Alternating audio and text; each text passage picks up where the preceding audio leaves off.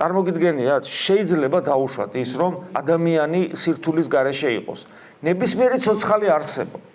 ნებისმიერი ცოცხალი არსება სირთულებს წააწყდება ხოლმე, იმიტომ რომ ცოცხალი არსება ნიშნავს, რომ ის ცდილობს თავის ბიოლოგიური არსებობა გადაირჩინოს, ინსტინქტურად იქნება ეს თუ მასში ჩადებული სიცოცხლის ძალით, როგორც სცენარეში, ინსტინქტურად ცხოველში, ადამიანშიც გარკვეულწილად სიცოცხლის ძალაც არის ჩადებული, მასში ინსტინქტიც არის ჩადებული, მაგრამ მეორე მხრივ თან ამავე დროს ყველა ცოცხალი ორგანიზმი მოწყვლადია და ადამიანიც მოწყვლადია, იმიტომ რომ ჩვენ ვკვდებით.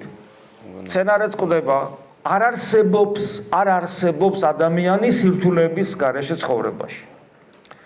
ისე როგორც არ არსებობს ადამიანი თუ არ დაიბადება, არ არსებობს ადამიანი თუ არ დაბერდება, არ არსებობს ადამიანი თუ არ მოკვდება, არ არსებობს ადამიანი ავად თუ არ გახდება, და არ არსებობს ადამიანი თუ უსამართლობის ხერხი არ იქნება, არ არსებობს ადამიანი თუ რაღაცა მნიშვნელოვანი არჩევანის წინაშე არ დადგება, არ არსებობს ადამიანი რომელსაც არ დაამცირებენ, არ არსებობს ადამიანი რომელსაც არ შეურაცხყოფენ და ასე შემდეგ, არ არსებობს არ არსებობს ადამიანი, რომელსაც არ მოსჭირდება, არ ეტკინება და ასე შემდეგ.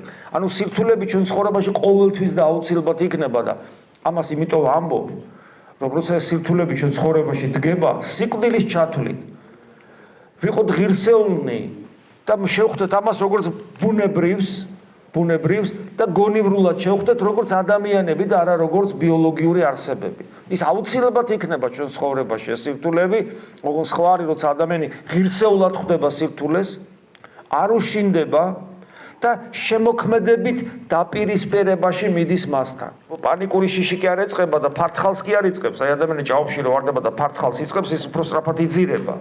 არამედ გონიერი ადამიანი არ იწყებს ფართხალს და ცდილობს, რომ გამოსავალი მოძებნოს. და ამ გამოსავალს ხშირად ასეთ შემთხვევაში, რა თქმა უნდა, პოულობს.